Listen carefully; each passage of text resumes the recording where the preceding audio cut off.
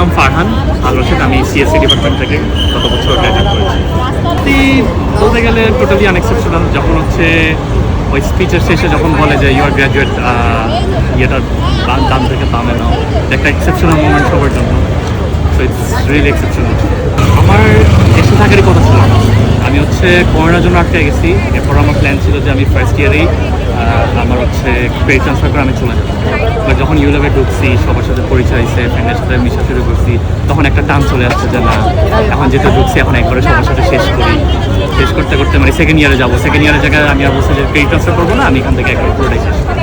তেমন ওইটা করতে করতে গ্র্যাজুয়েশন শেষ করলাম, জবে ঢুকলাম, জব করতেছি। এখন আমার প্ল্যান হচ্ছে আমি চলে যাবো। ভবিষ্যৎ পরিকল্পনা মাস্টারের জন্য অ্যাপ্লাই করতেছি, আমি বাইরের মাস্টারের জন্য অ্যাপ্লাই করছি, চেষ্টা আছে বাইরে চলে যাওয়ার। সো এরপর দেখি